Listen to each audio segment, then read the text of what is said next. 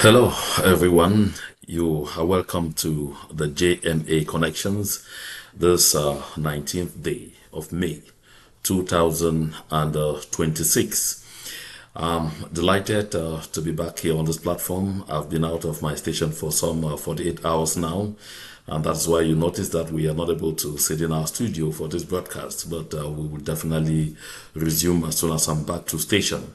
So I want to extend hearty regards to all the people of the southern Cameroons. I want to extend a hearty regards to the people of Ikata.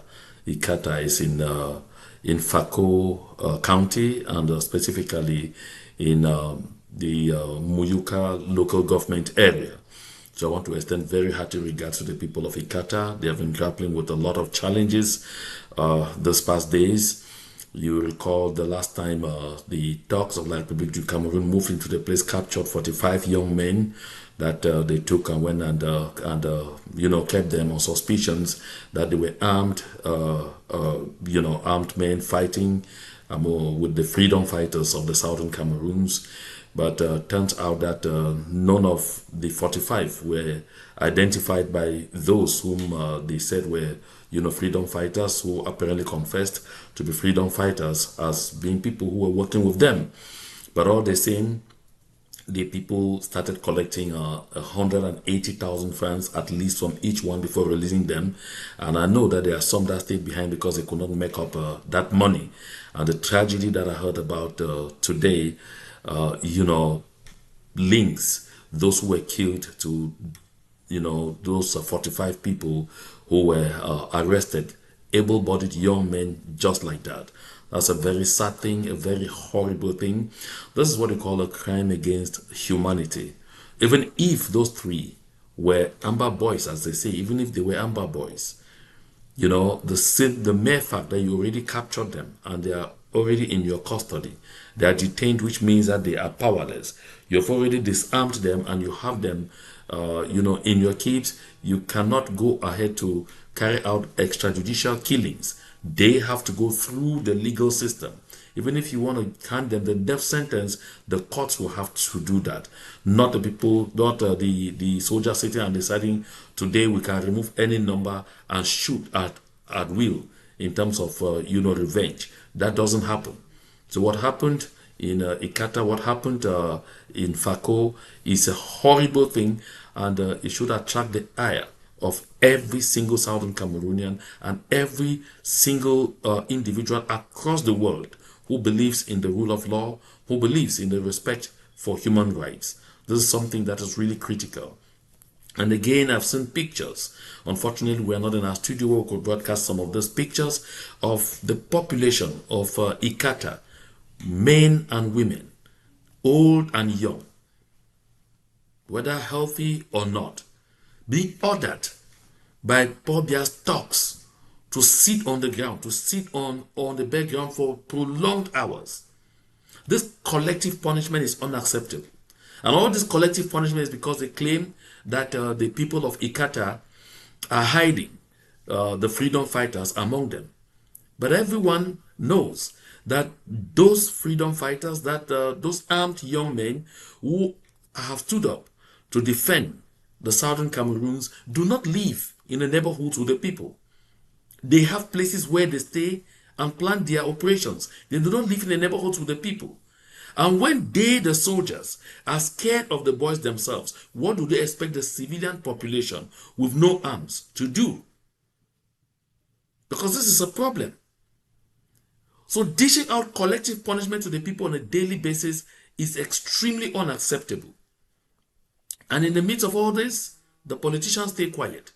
The so-called elites stay quiet. The influential people in the communities who could get up and say, enough of this evil practice, stay quiet. That said, and this is happening on the eve of some rubbish they call 20th May. And you know how they call it? They say it's the Feast of National Unity. Because they actually call it in French, Fête de l'Unité. They call it French Fête de l'Unité. That's Feast of National Unity. But you get the English translation. In English, they don't say the Feast of National Unity. In English, they say National Day. You know why? Because you see, some people don't understand how these things were done, how the translations were done. A lot of people also still don't understand how one country has two separate national anthems. Because the national anthem of La République du Cameroun, the French version, "O Cameroon," and then the one in English, "O Cameroon," whatever, or whichever you really put it, the wordings are completely different, really different. I mean it, the wordings in English are different from the wordings in French. A clear indication that our people had always seen this whole nonsense with a pinch of salt, right from. And that's why you see, for the people of the Southern Cameroons, you don't conceive that some people go and be celebrate something in the place of National Day. They celebrate something called national unity. And that's why when you refer to it now as National Day, 20th May becomes a travesty. Because 20th May is no national day. For most countries, National Day is Independence Day. You will recall that right up to 1965, La République du Cameroun always celebrated their independence. I think we went right up to 1972 even. La République du Cameroun always celebrated, their National Day on the 1st of January every year. And in the Southern Cameroons, October 1 was the day to mark.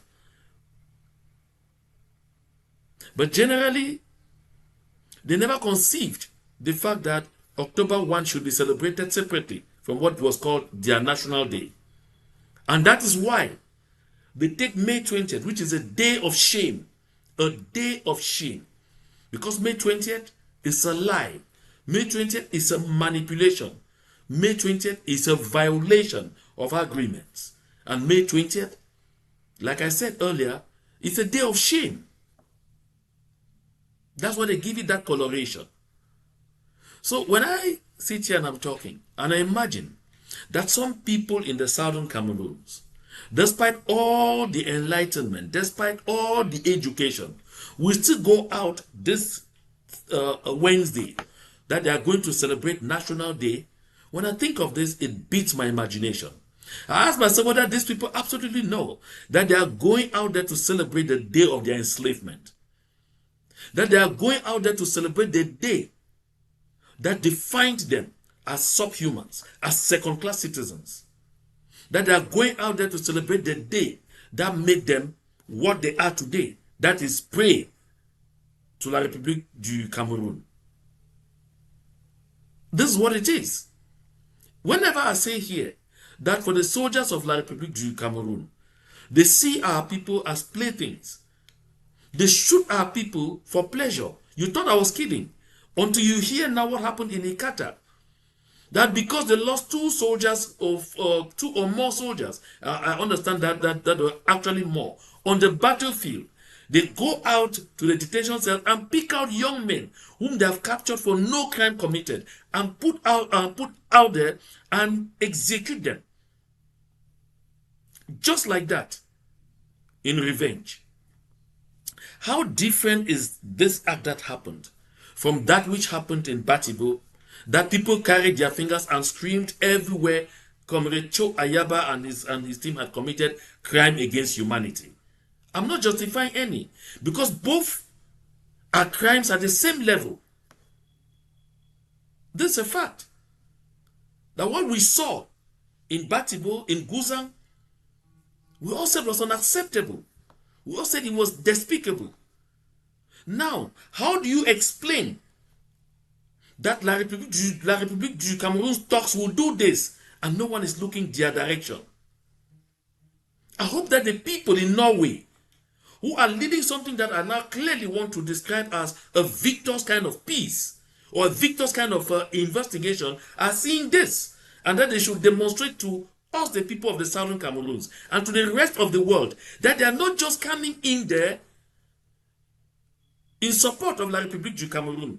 Because I think they should know that across the world, people are now beginning to consider that Norway apparently has some kind of contracts or some kind of business deals they want to have with the Republic of Cameroon. Reason why they have jumped into this investigation. Because like I said, we are from the civil society. We have always pointed out every single moment that there are things that have happened on both sides that are unacceptable. And if you want to show that, okay, you are carrying out an investigation because you are really targeting crime against humanity. What happened in Gabu should not go without the people of Norway paying heed, without the international community calling for a clear-cut involvement. These people don't need to be judged in Cameroon and handed sweetheart jail terms that they may not even serve. They need to be transferred to international jurisdictions where they are really tried for these evil crimes against humanity. You see what just happened in Ikata? What just happened to these 3 young men? You heard the mothers crying. You heard the entire community say they have nothing at all. These 3 young men had nothing at all to do with the armed part of the struggle of the people of the southern Cameroons for freedom. They are not armed freedom fighters. They were never.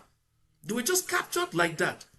Captured like that because the soldiers felt they should go out there and dish out collective punishment, because if the people are not reporting to them that we saw those they call amber boys around here, or we saw them there, they should be guilty of not, showing them. But they fail to understand this. The people in the communities find themselves between the hammer and its anvil. If they go out there and say, okay, I saw those freedom fighters passing here, they expose themselves to the wrath of those freedom fighters, because word could eventually get to them. If they don't say we saw them, the soldiers of La République du Cameroun, the occupational forces, descend on them in collective punishment.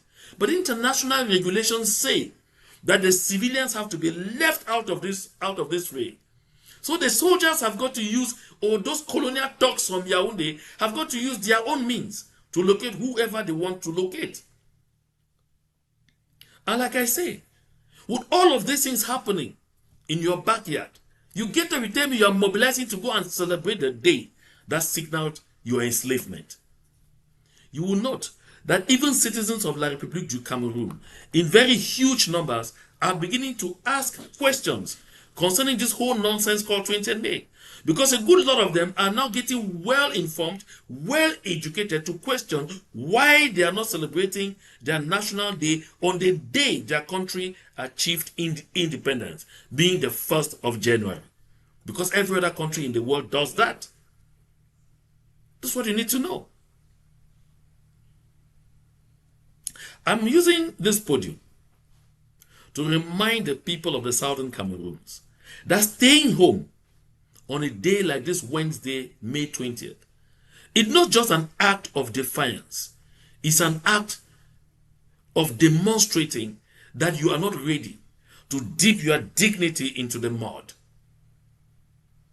It's an act of demonstrating that you are a full human being, not a subhuman, as La République du Cameroun wants to define you. It's telling the rest of the world that you cannot allow yourself to be treated as a second-class citizen anywhere, because you belong to a country and you are sovereign. Stay at home will also be a clear message that you do not want your hands to be soiled with the blood of the martyrs that are being slaughtered on a daily basis here and there, because that is what it resumes to. As a people, we must learn to understand that if you don't stand up for what is right, you will be defined by the wrong that comes to you. I've said it in several ways, but I'll repeat it in this particular format that I've repeated over and over on this platform. That whenever you settle for less than you deserve, you will end up with far less than you settled for. Whenever you settle for less than you deserve, you end up with far less than what you settled for. So when you go out there accepting to go and celebrate a day that defines you as a second-class citizen, that defines you as a subhuman, that tells you that you are a captured and conquered person, tell me what dignity you think is left of you. Even those people whom you think you are pleasing, they see you and they know that this is a nincompoop. They see you and they know that this is someone who has no dignity. This is someone who has no self-worth. This is someone who doesn't even know the left from the right. That is a place where you don't want to be. That's for a fact. Historical facts are clear. And now, if you are doubting, if the citizens of La République du Cameroun, the politicians of La République du Cameroun themselves are coming on now to say, no, there needs to be another referendum to allow the people to determine the form of the state, specifically the people of the southern Cameroons. That tells you that they themselves know that the setup in which we find ourselves is built on a foundation of falsehood. I listened to Tchiroma Bakari today. Tchiroma Bakari came out on this eve of the 20th May. Tchiroma Bakari, who was a presidential candidate in 2025, and who, of course, from all indications, won the elections, and who still calls himself the president-elect, and who still reiterates that Paul Biya is illegitimate as the word itself, and who is still swearing fire and brimstone, and still indicating clearly that he still has plans of coming back to fight for what belongs to him. So opposition leader Tchiroma Bakari delivered a very defiant address to the nation of the Republic of Cameroon this 19th of May 2026. In the pre-recorded speech, he declared himself as the rightful president-elect, and then he called for a referendum on the form of the state and urged all the militants of his party and all the sympathizers and all those who voted for him, in fact the people of La République du Cameroun for that matter, and then urged the military to refuse illegal orders from the incumbent government and make sure that they stand with what is right. That is, continue to believe in his program and his project, him, Tchiroma Bakari. Let's look at some key details from his statement. The first thing he did, he called for a referendum. So Tchiroma Bakari proposed a consultative and transparent process where Cameroonians can choose the form of the state by referendum, heavily emphasizing the need for Anglophone regions to be heard. Now, you notice, I'll tell you this. I'll stop there first of all and make this comment. You'll notice that a lot of politicians from La République du Cameroun, when they start finding the winds getting out of their sails, too often they lean on the southern Cameroons. In 2018, when Maurice Kamto noticed that his political party, the MRC, was going to perform very poorly in the general elections, he decided to call for a boycott. And then the ground for the boycott was that there was war going on in the southern Cameroons. The people of the southern Cameroons were facing, very perilous circumstances and all of those things. And so he believed that that his party was not going to participate in protest for there not being what he called inclusive dialogue to address the concerns or to address the issues, the sticky issues, the root causes of the crisis in the southern Cameroons. But in 2025, when he was fighting tooth and nail to become presidential candidate, he did not tell us again whether the situation in the southern Cameroons had changed. True that Tchiroma Bakari from the start had generally talked about, we need to look at what is happening in the southern Cameroons. He apologized because earlier on, he had made clear that there was even no such thing as an Anglophone problem. I'm looking at it from that viewpoint. He was one of those persons who was very vitriolic and even tried to defend the military of La République du Cameroun, claiming that they were not killing anybody in the southern Cameroons. But today too, he notices the winds are not in his sails. So he needs the support of the people of the southern Cameroons. That's why we talk about this, because he knows that as soon as he mentions this, some of those who are still calling themselves federalists or unionists will say, this is what we are looking for. You have to stop falling to all of these antics. You have to stop falling for all of these antics. The people of the southern Cameroons are no longer interested in anything that keeps them tight in any way, shape, or form with La République du Cameroun. And then Tchiroma Bakari also addressed the military. He called on defense and security forces to refuse any illegal orders, especially when such orders emanate from an illegitimate power, referencing the vote percentage he claimed to have received from military barracks during the previous year's elections, as during the elections of 2025, Of course, do not forget that Issa Tchiroma Bakari says in all military barracks, in all gendarmerie polling stations, and in all police polling stations, Issa Tchiroma Bakari won 70% of the vote. He said that. And so he is saying, therefore, that these people should not be paying allegiance to someone he describes as illegitimate. That's Paul Biya. Paul Biya's government. That he should not be taking instructions from an illegitimate system.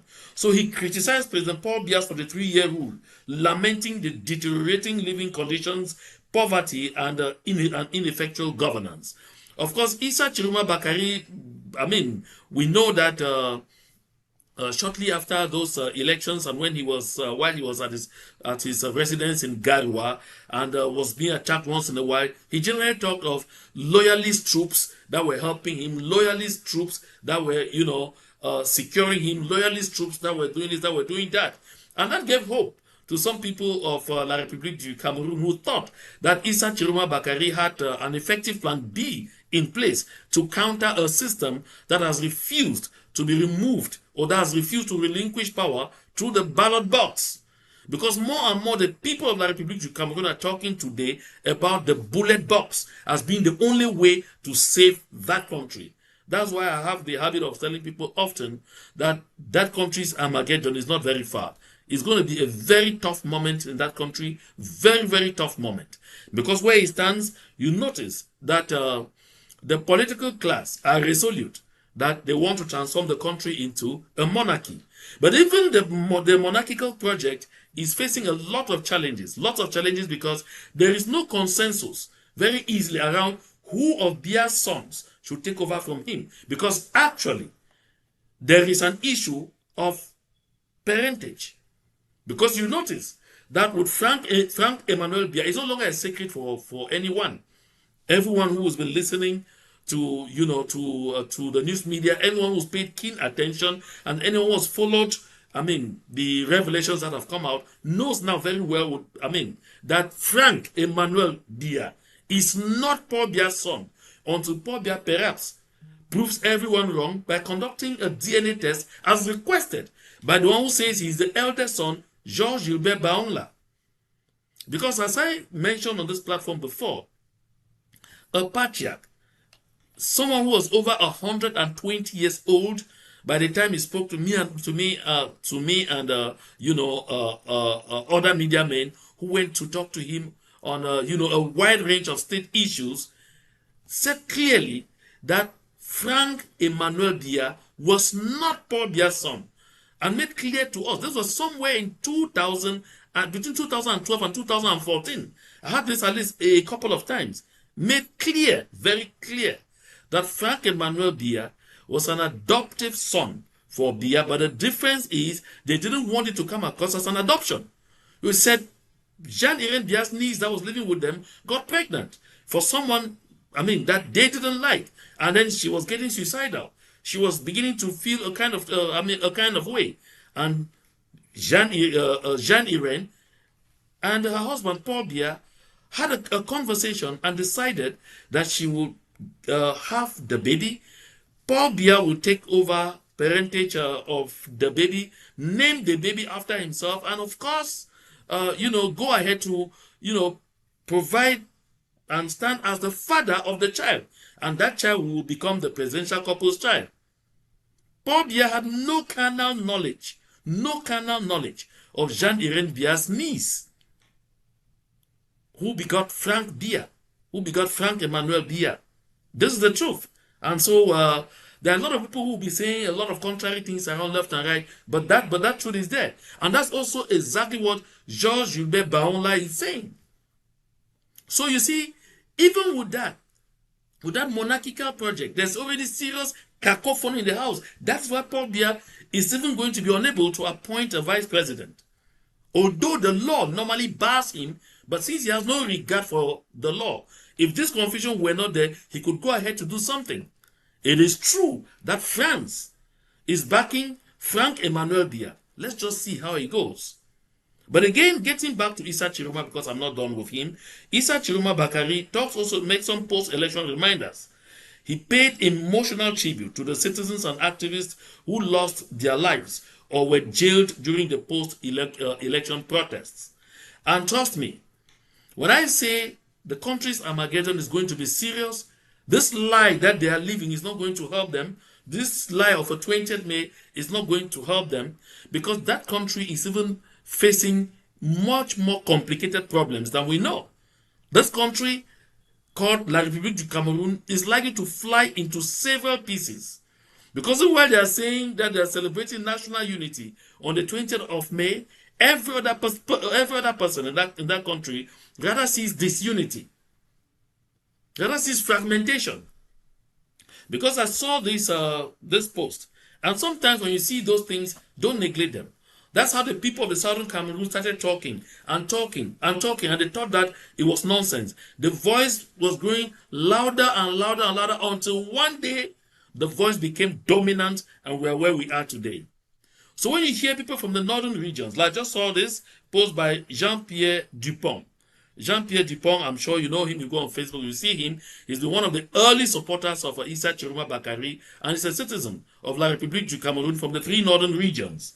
So he posted it, he said, très prochainement, la proclamation solennelle de la République du Grand Nord, Sahel Cameroun, 3 régions et 15 départements. You understand what he says there? That soon, and very soon, and very soon, you will hear about the proclamation of the Republic of Northern Cameroon. That's Sahel. That's Northern Cameroon, Sahel, Northern Sahel Cameroon. And he says this will be 3 regions with 15 counties. 3 regions with 15 counties, or 3 regions with 15 divisions, as they call them there. So when you hear this now coming, it takes us to what I have said before. For the Beti people, and people like the Jacques Famendongos and others, it is clear, they are resolute. That's why they are not mincing their words when they tell you that it has to be from Bia to Bia or nothing. They bear in their minds that if the next president will not be from the center southeast, then they will be forced to carve out their Beti state made up of the center southeast. That's what we call the Bulu Ekam, Beti. This is what it is. So you should bear this in mind. So when you see these things coming, this is often how it begins. It doesn't fall, things don't just happen on one day. Things happen progressively. And before long, you hear that another pro-independence, or another, at that time, it will not be another. In that line, you hear that a separatist movement has started in the northern part of Cameroon, then you understand that it is over. Because for the southern Cameroons, we are not a separatist movement. La République du Cameroun was a party that separated from the quasi-union that we entered into with them, which was never even sanctioned with a treaty of union. La République du Cameroun seceded in 1984 officially. And so for the people of the southern Cameroons, when they say that we are separatists, we are not. We are simply seeking to restore the independence of our land, because La République du Cameroun exited from what was supposed to be a union of 2 parties equal in status. And the name of that country was Federal Republic of Cameroon. When the Republic of Cameroon reverted to the Republic of Cameroon, they effectively seceded from the union and then turned around and annexed the southern Cameroons. So the southern Cameroons, that's why we're talking of decolonization. So for the southern Cameroons, we are still fighting to complete the botched decolonization process of the southern Cameroons. We are not separatists. And I say it over and over. For those who continue to say this, we are not separatists. And we are not northwest and southwest regions of Cameroon. We are not. Bear this truth in mind always. We are not. When you know these truths, they really help you to be able to understand a lot of things that are happening in our communities. So these are things that we need to bear in mind, okay? And not allow ourselves to be fooled. So I did not intend this production to be long, because like I said, we're out of station, so we definitely are very busy.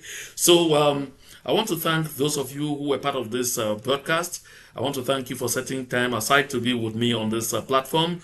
So if this is the first time that you are visiting on this platform, the JMA Connections, go right ahead and hit that subscribe button and then personalize, so that anytime something new drops on this platform, you will be the first to know. Because whenever the news breaks, we meet here to make greater meaning out of it. And of course, I invite you to drop a comment, be part of the conversation. That is why the comment section is open on this platform. And please ensure that you are addressing the issues. Ensure that you are contributing in building, in ensuring that we get to that freedom land that we are all seeking. I really do not tolerate people who rather come in to insult anybody at all. Let's stay on the issues. Let's focus on the facts and avoid personal insults. And I always promise, once you insult anyone in your comment, I'll make sure that comment is deleted. And don't also forget to hit that like button. It generally goes a long way. Thank you very much for your very kind attention. To God be the glory.